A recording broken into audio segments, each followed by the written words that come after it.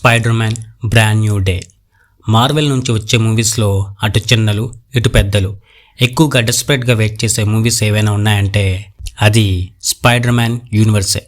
Toby మ్యాగ్వైర్ది ఒక level అంటే Andrew గార్ఫీల్డ్ది ఇంకో లెవెల్.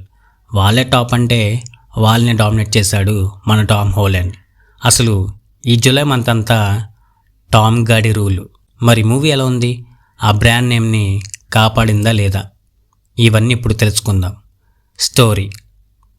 అందరూ గజనీలు అయిపోతారు. పీటర్ పార్కరే స్పైడర్ మ్యాన్ అన్న సంగతి మర్చిపోతారు.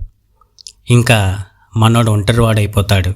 అయితే స్పైడర్ మ్యాన్ బాడీలో హార్మోన్స్ అనేవి చేంజ్ అవుతూ వస్తుంటాయి. ఇంకో పక్క ఒక మిస్టికల్ పవర్ డీసీసీపై అటాక్ చేస్తుంది. ఇంకా వీమాక్స్ కోసం వెతుకుతుంది. మరి ఆ అదృశ్య శక్తి ఎవరు?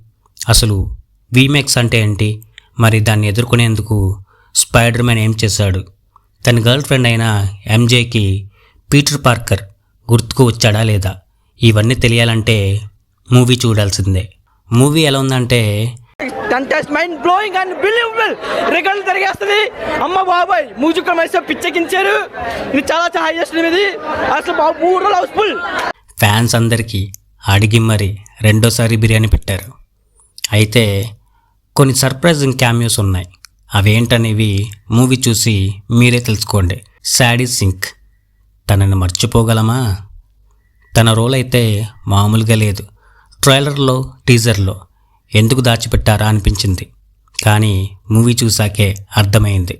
ఫైనల్గా స్పైడర్ మ్యాన్ ఆ బ్రాండ్ని నిలబెట్టుకున్నాడు.